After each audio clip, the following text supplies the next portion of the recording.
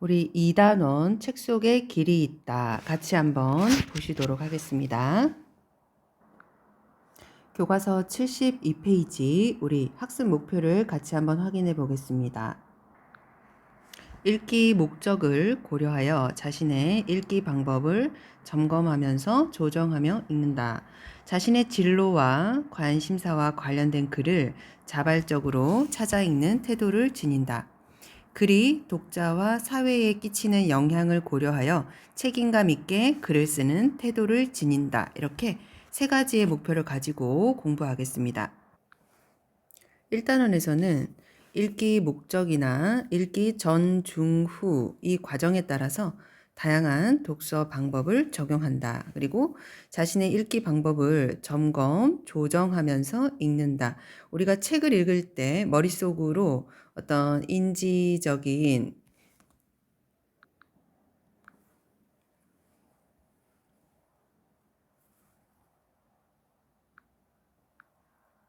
이 단원에서는 진로나 관심사와 관련된 글을 자발적으로 찾아 읽는 태도를 기른다. 그리고 책임감 있게 글을 쓰는 태도를 기른다. 이 단원에서는 우리가 읽기 방법을 점검, 조정하면서 글을 읽어가면서 자료와 정보 활용에 역량을 기를 수 있고 진로와 관련된 글을 찾아 읽고 책임감 있게 글을 쓰면서 자기 성찰, 개발 역량을 기를 수 있다. 이 단원을 통해서 이런 내용을 우리가 확인해 보겠습니다. 1단원 어떻게 읽을까? 우리 74페이지 같이 한번 보시겠습니다. 나는 책 읽는 걸 좋아해. 주로 등하굣길이나 잠자기 전에 책을 읽어. 오늘도 집에 오는 길에서 지하철에서 소설책을 읽었어. 집에 돌아와서 숙제하기 위해서 백과사전을 찾아보았지. 내일은 친구와 도서관에 가서 공유 경제를 주제로 한 책을 찾아서 읽으려고 해.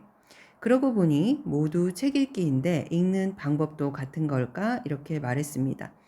요즘 학생들은 책을 읽기보다는 사실은 유튜브나 영상을 통해서 많은 정보를 얻는 편이죠. 근데 우리가 이 2단원에서는 독서에 관련된 읽기 쓰기 단원이기 때문에 책을 통해서 자료를 찾고 보고서를 작성하는 그런 내용들을 한번 배워보도록 하겠습니다. 먼저 읽기의 목적을 고려하여 적절한 읽기 방법을 선택합니다. 우리가 읽기 목적에 따라서 읽기의 방법도 달라진다 이렇게 보면 되겠죠? 읽기 전, 중, 후 과정에 따라서 자신의 읽기 방법을 점검, 조정하면서 글을 읽습니다. 배운 내용을 적용해서 읽기 목적과 글의 특성에 따라서 읽기 방법을 점검, 조정해 가면서 글을 읽는다.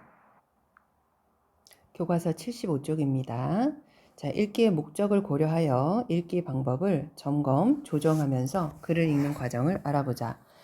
읽기의 방법은 글을 읽는 목적이나 글의 특성 등에 따라서 달라질 수 있다. 따라서 독자는 구체적인 읽기 목적을 고려하여 적절한 읽기 방법을 선택해야 하고 읽기의 모든 과정에서 자신의 읽기 방법이 적절한지 점검하는 자세가 필요하다. 읽기 전, 중, 후 과정에 따라 어진이가 글을 읽은 방법을 살펴보자. 먼저 읽기의 목적을 확인하고 글의 제목과 소제목, 사진 등을 훑어보는 과정을 거칩니다. 먼저 읽기의 목적 확인. 나는 이번에 바람직한 스승과 제자와의 관계, 이게 주제가 되겠죠. 바람직한 스승과 제자와의 관계를 주제로 해서 보고서를 쓰려고 한다. 그러면 읽기의 목적은 보고서를 쓰기 위해서 참고할 만한 글을 도서관에서 찾겠다가 되겠죠. 그래서 읽기의 목적. 바람직한 스승과 제자의 관계를 주제로 보고서를 쓰려고 합니다. 보고서를 쓰려면 뭔가 참고할 만한 자료가 필요하겠죠. 그래서 도서관에서 그 참고 자료를 찾기 위함이 목적이 되겠습니다. 그래 책을 이제 도서관에 가서 찾았습니다. 제목이 뭐냐면은 삶을 바꾼 만남이라는 제목의 책을 찾았습니다. 제목과 소제목, 사진을 훑어보니까 자, 훑어봤다는 거는 내용을 깊이 있게 읽는 것이 아니죠. 자, 정약용과 그의 제자 황상에 대한 글이었습니다. 소제목에서 뭐라고 되어 있냐면 눈물겨운 제자라고 한 것을 보니까 황상은 정약용에게 각별한 제자인 것 같아 정도를 우리가 훑어보기를 통해서 느낄 수 있는 부분입니다. 자, 그 밑에 어진이의 읽기 목적에 맞는 읽기 방법은 무엇인지 표시해보고 선택한 까닭을 말해보자 이렇게 되어 있습니다. 자, 어진이는 지금 보고서를 쓰기 위해서 참고 자료를 찾아보는 것이죠. 그러면 참고 자료라고 하는 것은 책 전체를 자, 정독은 뜻을 새겨가면서 자세히 읽는 방법이고 통독이라고 하는 것은 처음부터 끝까지 이제 훑어서 읽는 방법입니다. 어진이는 지금 참고 자료를 찾고 있기 때문에 하나하나 뜻을 새겨가며 읽는 것보다는 처음부터 끝까지 훑어 읽으면서 자기가 필요한 부분을 찾아가는 과정을 하고 있는 것입니다. 자, 그리고 빨리 읽는 것을 속독이라고 하고 천천히 읽는 것을 지독이라고 했을 때 그 어진이는 자기가 필요한 부분을 빨리 읽어가면서 내용을 찾아가고 있습니다. 그리고 읽기의 방법 중에서도 전부 읽는 것보다는 자기가 필요한 부분, 스승과 제자와의 관계를 나타낸 부분을 발췌해서 필요한 부분만을 뽑아서 읽는 발췌 읽기를 하고 있다. 이렇게 체크를 해주면 되겠습니다. 자, 교과서 76, 77쪽을 같이 한번 보시겠습니다. 책을 읽기 전에 제목, 소제목, 사진을 보면서 질문을 만들어 봐야겠어 이랬죠. 자, 제목이 뭐냐면 삶을 바꾼 만남 이렇게 되어 있죠. 삶을 바꾼 만남이란 과연 무엇을 의미하는 것일까? 이렇게 질문을 만들어 볼 수가 있습니다. 자, 사진을 보니까 사진 속의 초가집은 다산 정약용과 무슨 관련이 있는 걸까? 이렇게 질문을 만들어 볼 수 있겠죠. 자, 사진을 보면서도 질문을 만들 수 있습니다. 자, 황상은 어떻게 다산의 제자가 되었을까? 이런 내용들은 우리가 읽기 전에 만들어 볼 수 있는 그런 질문이다. 그렇다면 여러분들께서 제목과 소제목, 사진을 보면서 자기가 궁금한 질문을 빈칸에 적어 보도록 하겠습니다.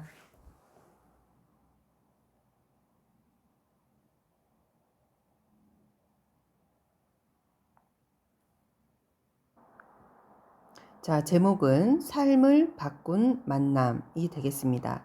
자, 우리가 어떤 만남을 통해서 삶이 바뀐다면 정말 의미 있는 일이 되겠죠. 그래서 이 부분이 제목 부분이 되겠고, 소 제목을 한번 보시겠습니다. 소 제목은 자, 절망의 시간에 만난 눈물겨운 제자 황상. 절망의 시간에 만난 눈물겨운 제자 황상. 이 부분이 소 제목이 되겠습니다.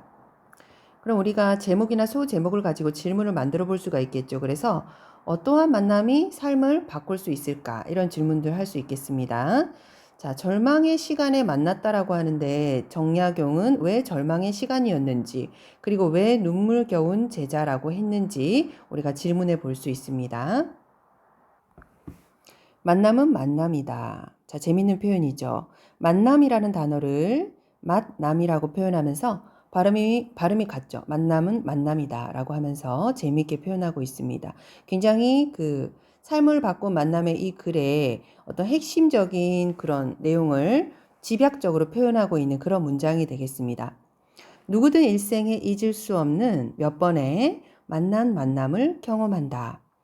이 몇 번의 만남이 인생을 바꾸고 사람을 변화시킨다. 그 만남 이후로는 나는 더 이상 예전의 나일 수가 없는 것이다. 다른 사람과의 만남을 통해서 내가 변화된다고 하는 것은 엄청나게 의미 있는 그런 만남을 말하는 것이겠죠. 어떤 사람은 그런 만남 앞에서도 길 가던 사람과 소매를 스치듯 그냥 지나쳐 버리고는 자꾸 딴 데만 기웃거린다. 자, 엄청 의미 있는 만남을 했지만 그걸 잘 모르고 그냥 지나쳐 버리는 사람도 있다는 것이겠죠. 물론 모든 만남이 만난 것은 아니다. 만남이 맛있으려면 그에 걸맞은 마음가짐이 있어야 한다. 고장난명이라고 외손뼉만으로는 소리를 짝짝 낼 수가 없다. 고장난명 한자성어가 제시되고 있습니다. 자, 고장난명은 왜 손뼉만으로는 소리가 울리지 아니한다. 혼자의 힘만으로 어떤 일을 이루기 어렵다. 이 말이죠. 우리가 손뼉을 칠 때 한 손으로는 소리가 나지 않습니다. 그래서 서로 같이 손뼉을 치고 박수를 쳐야 소리가 나겠죠. 그것을 나타내는 한자성어가 고장난명인데 우리가 이런 한자성어를 모른다면 따로 사전을 찾아서 뜻을 잘 이해를 해 두어야 되겠습니다. 자, 왜 손뼉만으로는 소리를 짝짝 낼 수가 없다. 자, 만남이라고 하는 것은 한 사람만의 노력으로 이루어지는 것이 아니라 서로의 노력이 있어야 된다는 내용을 포함하고 있는 것이 고장난명이라는 한자성어가 되겠습니다. 한 번의 만남으로 삶 자체가 달라지는 만남. 자, 여기서 말하는 만남은 사람의 인생을 바꾸고 변화시키는 그런 의미 있는 삶을 바꿀 만한 그런 가치가 있는 만남을 의미한다고 보면 되겠죠. 그런 만남을 생각할 때면 떠오르는 얼굴이 있다. 다산정약용. 그가 강진에서 유배 생활을 하던 시절. 자, 강진에서 유배 생활을 했기 때문에 절망의 시간이라고 표현했다. 이렇게 우리가 이해를 해주면 되겠습니다. 자, 유배 생활을 하던 시절의 제자 이름이 황상이 되겠습니다. 황상. 시골의 학구에 불과했던 황상이 쓴 문집 치원유고를 뒤적일 때마다 나는 시도 때도 없이 가슴이 뭉클해진다. 자, 학구는 학문에만 열중해서 세상 물정 모르는 사람 이렇게 받으면 되겠죠. 자, 여기서 나라는 사람이 나왔는데 이 나는 도대체 누구겠습니까? 자, 이 나는 이 글을 쓴 글쓴이가 되겠죠. 글쓴이, 이 글의 저자가 되겠습니다. 자, 이 글쓴이가 그 다산정약용과 황상에 관련된 책을 읽고 그에 대한 생각을 쓴 글이기 때문에 이 글의 종류는 수필이라고 보면 되겠습니다. 수필. 황상은 15살 나던 1802년 10월 다산을 처음 만났다. 당시 다산은 강진으로 귀향을 와 있었다. 처음 강진에 도착했을 때 사람들이 모두 겁이 나서 문을 꽁꽁 닫아 걸고 받아주려 하지 않아 라고 했죠. 그래서 원래 유배라고 하는 것은 그 나라에 큰 죄를 지은 사람들이 가는 것이기 때문에 사실은 거기서 사는 사람들은 정약용에 대해서 잘 모르는 상황에서 굉장히 두려워했을 수도 있는 그런 상황이겠죠. 자, 그는 하는 수 없이, 자, 그는 정약용이 되겠죠. 동네 주막집 방 한 칸을 빌려서 기식하고 있었다. 자, 기식이라고 하는 것은 남의 집에 붙어서 밥을 얻어먹고 지낸다. 이렇게 모르는 단어는 사전을 통해서 확인을 해주면 되겠습니다. 자, 우리 그 밑에 사진을 보니까 정약용이 강진에 유배되었을 때 4년 동안 머물던 방의 사진이 여기 제시가 되어 있습니다. 자, 사진도 우리 책을 읽으면서 참고 자료로 같이 봐주면 되겠죠. 자, 우리 책을 읽는 중에는 다양한 읽기 전략을 사용해서 글의 의미를 이해하면서 읽어야 됩니다. 자, 어진이라는 학생이 읽기 목적을 고려하면서 필요한 정보를 중심으로 해서 모르는 단어 사전 찾아가면서 글을 읽고 있습니다. 자신의 말로 바꾸어서 이해한다. 자, 만남. 요런 게 이제 이 글의 핵심 부분이 핵심어가 되겠죠. 자, 만남은 인생을 바꾸고 사람을 변화시키는 만남을 의미하는구나. 책을 통해서 어진이가 파악한 내용이 되겠습니다. 즉, 삶을 바꿀 만한 가치 있는 만남을 만남이라고 표현했다. 이렇게 이해를 하면 되겠죠. 자, 그 다음 보겠습니다. 질문의 답을 찾아가면서 이해한다. 우리 두 번째 질문이 자, 사진 속에 초가집이 무슨 관련이 있을까? 이런 질문이었는데 자, 책을 읽으면서 이 초가집 사의제라고 하는 이 초가집은 다산이 강진으로 귀향 가서 4년 동안 머물렀던 곳임을 우리가 확인할 수가 있습니다. 그 밑에 보면 어진이가 책을 읽어가면서 모르는 단어를 사전에서 찾았다. 자, 고장난명이라는 한자성어 있었죠? 그 다음에 학구라는 단어, 기식이라는 단어. 우리가 잘 사용하지 않는 단어들은 그때그때 사전을 찾아가면서 내용을 확인해 주면 되겠습니다. 그 외에도 자신이 모르는 단어가 있으면 그 옆에 적어 보도록 하겠습니다.